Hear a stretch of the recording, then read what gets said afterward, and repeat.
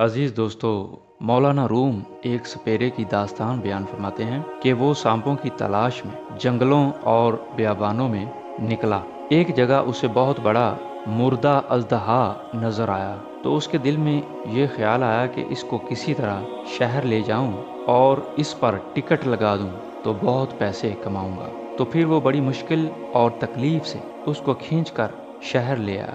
लोगों ने जब सुना तो शहर का शहर उमड़ आया। अजदहा जो असल में मुर्दा नहीं था, बर्फबारी में ठंडक की वजह से उसका जिस्म सुन्न हो गया था। हुजूम की गर्मी ने और सूरज की हरारत में उसे फिर से ठीक कर दिया और उसने हरकत करना शुरू कर दी। लोगों ने जब ये देखा तो सब लोग भाग खड़े हुए।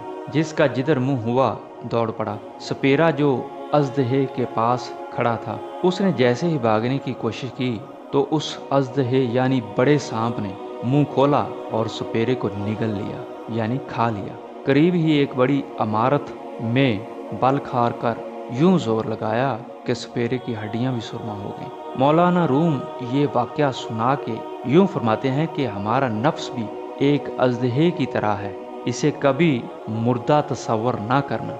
वसाइल ना होने की बिना पर ये ठिठरा हुआ नजर आता है। अल्लाह करीम की अतात से बगावत और दुनिया परस्ती वो दो हरारतें हैं जो इसे मुतहर्रिक कर देती हैं। इसलिए इस्तगफार किया करें और अल्लाह से नफ्स की कैद से बचने की दुआ किया करें। अजीज़ दोस्तों, ये थी हमारी आज की वीडियो। मिलते हैं फिर किसी नए वीडियो के साथ। अपने दोस्त मोहम्मद शफीक को इजाज़त दीजिए। अल्लाह हाफिज़।